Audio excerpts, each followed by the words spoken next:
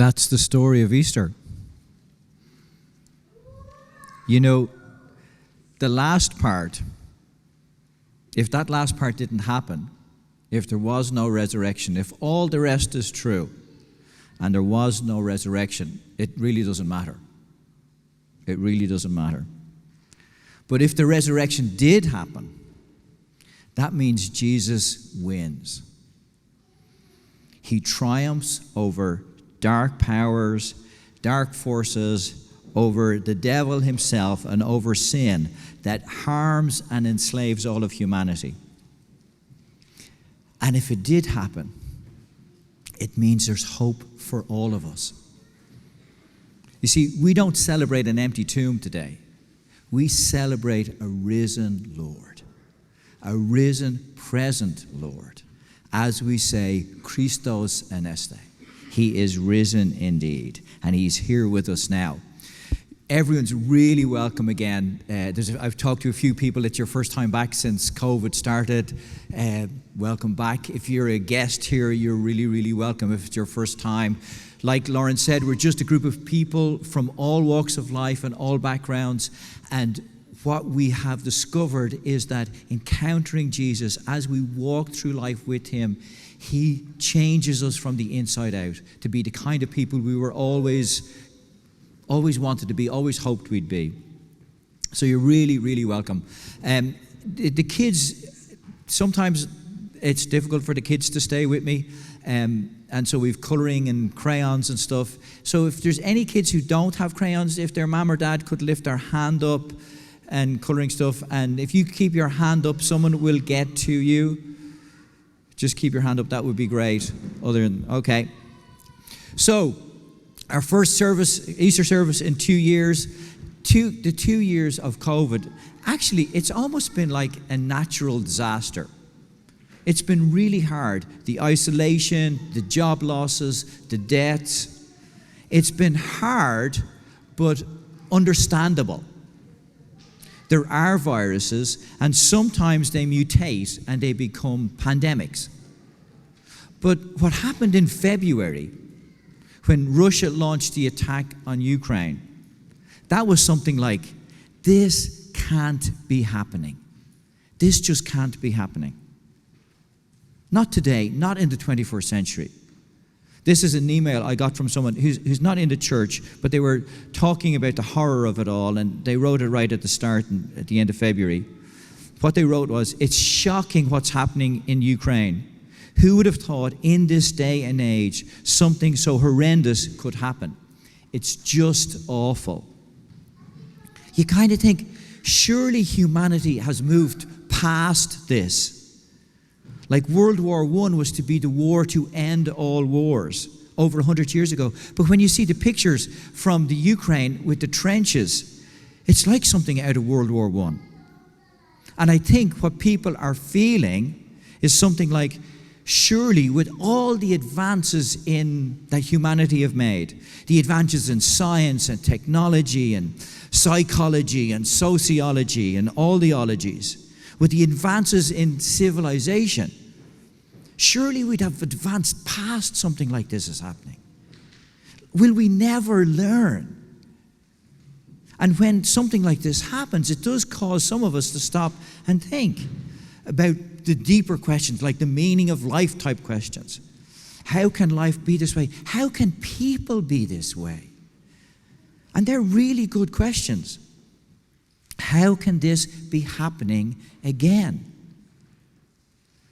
The commander of the U.S. forces at the end of World War II was General Omar Bradley. You might know the Bradley fighting vehicles.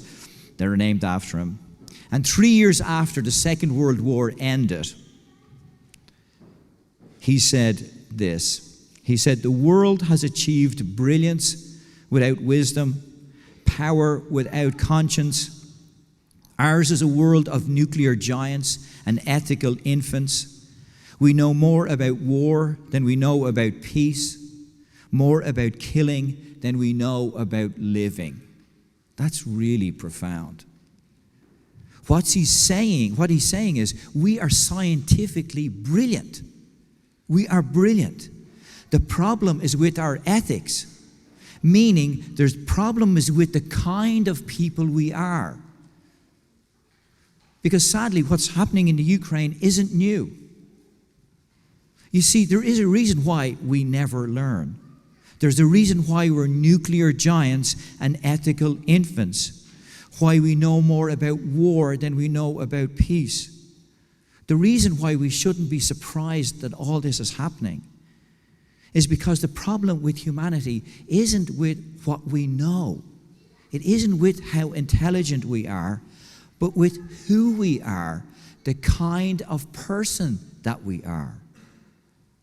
And that's exactly what Jesus says the problem is, and it's exactly the thing that Jesus came to fix. The problem with humanity isn't that we're not clever enough or aren't able to even to learn from the past. The problem is with the kind of person that we are, the kind of people that we are. There's something fundamentally wrong with us as humanity, in the core of us. And until that's addressed, things like Ukraine will keep on happening. And that's what Jesus addresses, that thing in the core of us. You see, the mistake that we often make is we kind of think there's one or two evil men with too much power, like Idi Amin, Hitler, Putin. It's their fault. But the problem is with all of us. Viktor Frankl, he was an Austrian psychologist, and he was put into a concentration camp in World War II. And one of the things that he spoke about was how ordinary, how human the Nazi guards were. They were so ordinary, and how these ordinary people were capable of such evil. And it's not just at a societal level that this happens. It happens at the individual level, even within families. We will continue to see hurt and selfishness and pain, because the issue isn't with what we know or how clever we are. The issue is with the kind of people that we are. Like, humanity is wonderful, capable of great deeds and great kindness. But there's still something fundamentally wrong with who we are as persons. Deep in us, the best word is that there's a darkness. And it usually isn't obvious, this darkness. And even when it does manifest itself, say like a silly little thing, like you lose the head in traffic, or you're mean or unkind to someone at home or someone you work with, it really doesn't seem like a big deal. It's kind of like just normal. Everyone's that way. And then when we really lose the head and really let go, and we think, I don't know what came over me. That's so unlike me, you know? You see, and the reason we say that is because we're not like that all the time. Most of the time we're nice. And it's true, most of the time we're nice. Most people actually are nice most of the time. But all of us, given the right circumstances and under the right pressures or temptations, we will intentionally make the evil choice, the dark choice, the wrong choice, the selfish choice, regardless of the cost to others. And we're powerless to change that about ourselves. Like, if you think about it, why do we have locks on our doors? Like, why are there locks on doors? Because they look nice? It's to prevent someone from stealing things. Actually, why do we have the Gardaí or the police and laws? Because we're intelligent enough to know there's a human tendency towards selfishness. Now, most of us think, I'd never steal a car. I'd never steal a car. And we kind of exclude that. How about paying taxes?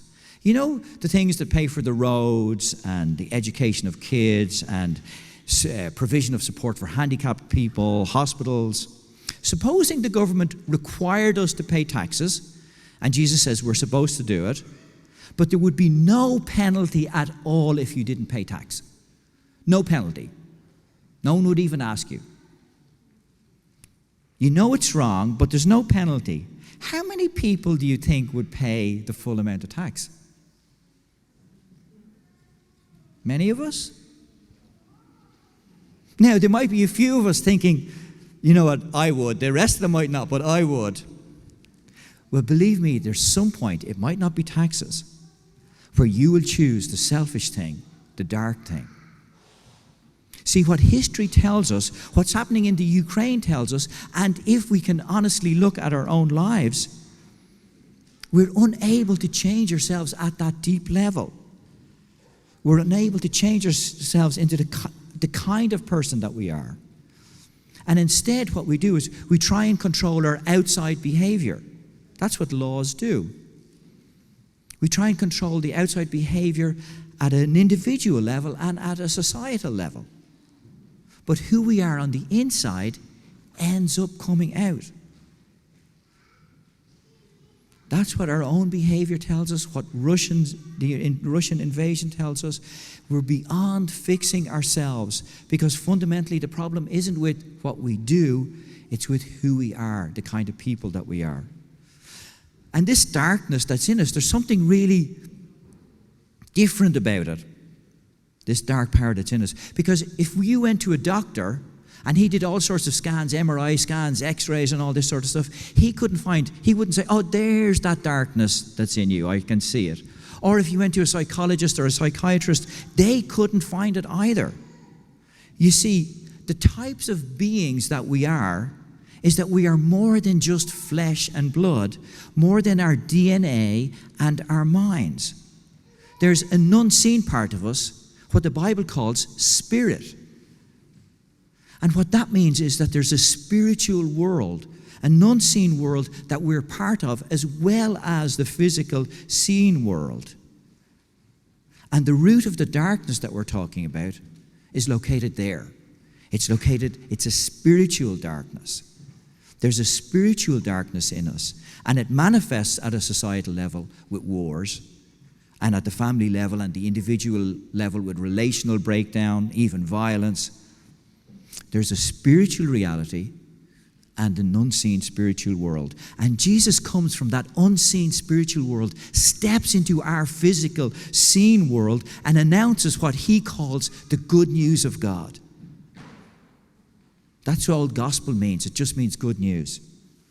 So he steps onto the physical world stage 2,000 years ago in the backwater part of the Roman Empire. And listen to what is said about him. In him was life, and that life was the light of all mankind.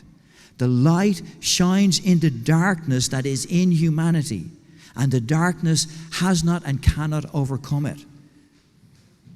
You see, Jesus came to deal with the darkness in us, and the reason he came to deal with that darkness, that selfishness, is because God so loved the world that he sent his only Son. But this God loves us, it's so familiar. It's almost like a Hallmark card greeting. It's lost its power often. And so I want to try and help us recapture that.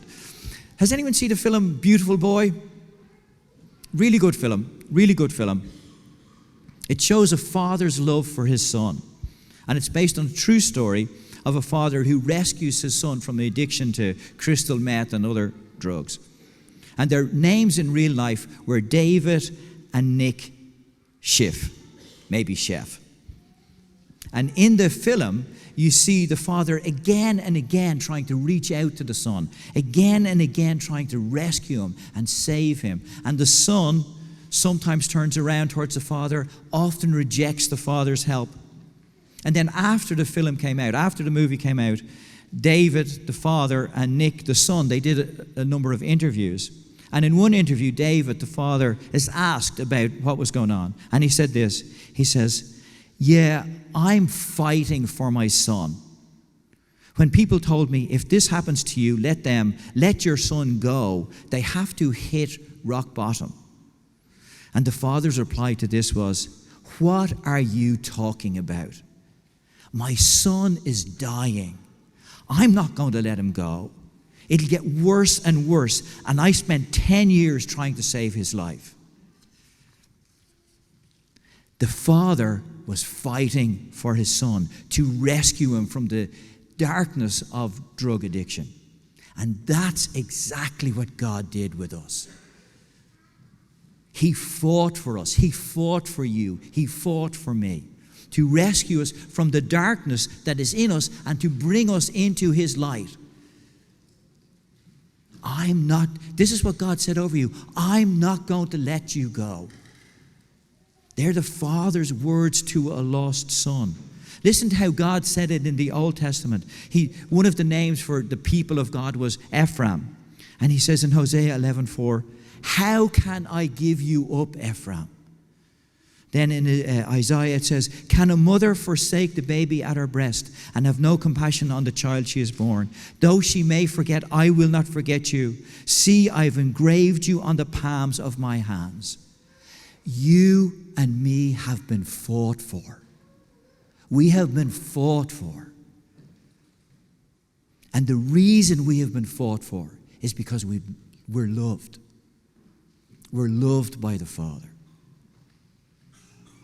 And just like that father had to come and rescue his son from drugs, God our Father has had to rescue... Sorry.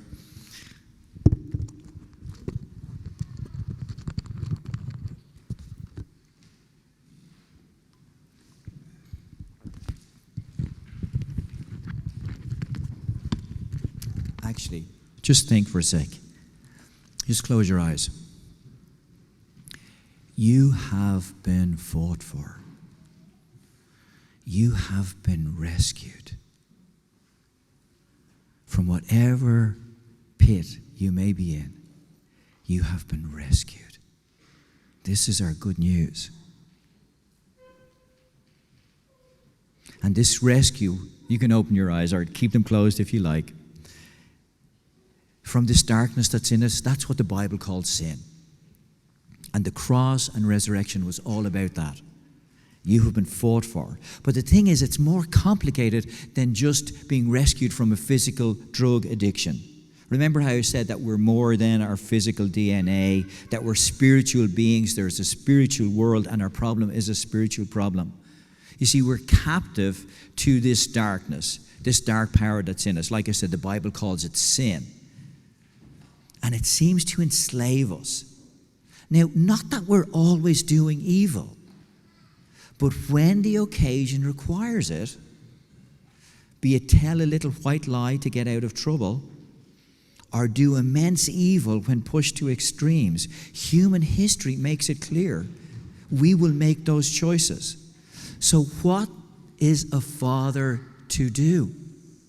What is a father to do? A father fights. He rescues no matter what the cost. And the cost was huge. God sent his son Jesus to free us from the captivity to sin. And the only way was to him to take on himself all the punishment for our sin.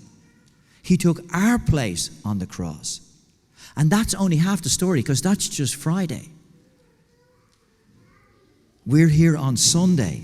And on Sunday, what we realize, it isn't just that he forgives our sin, but he gives us light.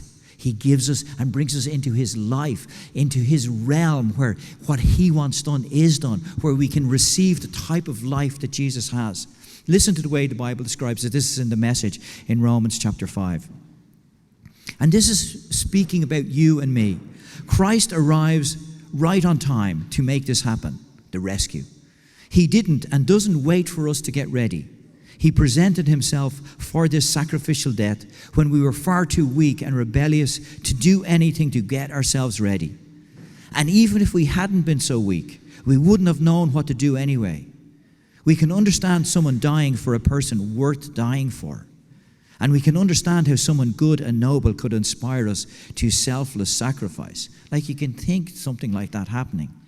But God put his love on the line for us by offering his son in sacrificial death while we were of no use whatsoever to him.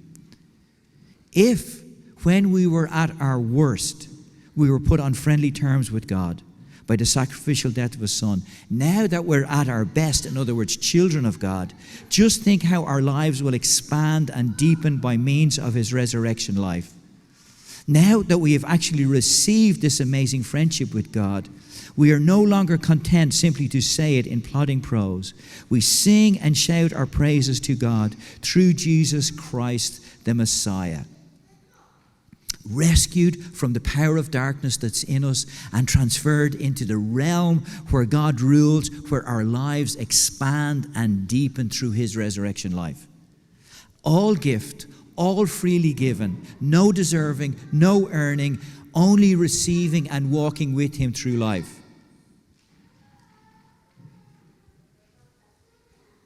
God's plan for you and me is that our life would expand and deepen. And what that looks like is more of his joy, more of his peace, more of his acceptance, more of his power as he transforms us to be the kind of people he always intended us to be. And it isn't a once-off deal. I said yes to Jesus and then it's done. It's not a once-off deal. It's like you get into this dynamic participation of living life with Jesus, through Jesus, his own life now and into eternity. Like, over the years, people have tried to make sense of Jesus. And, like, life to the full, Messiah, all this stuff. And they've arrived at three options. One was either Jesus was delusional. He had some sort of mental illness and thought he was God, but he wasn't. So in other words, Jesus was just mad. Or Jesus was a liar. He knew he wasn't God, but claimed to be God to get some sort of gain. So if he wasn't mad, maybe he was bad.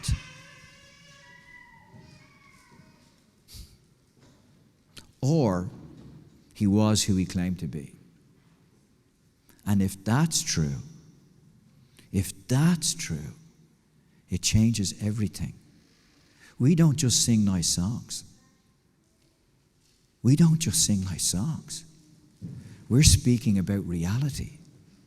We're speaking about something that's changed everything. Now, many of us know it's true. We've come to know that Jesus isn't mad, and he isn't bad, and he isn't just a good teacher, but God made flesh, fully God, and he came to give us life. And if you've come to know him that way, there's only one response. Like in the movie In the Beautiful Boy, when the son turns to the father and is held by him, and he holds the father, and he just says something like, Dad. And our response, the Bible tells us, is, Abba, Father. Abba, Father.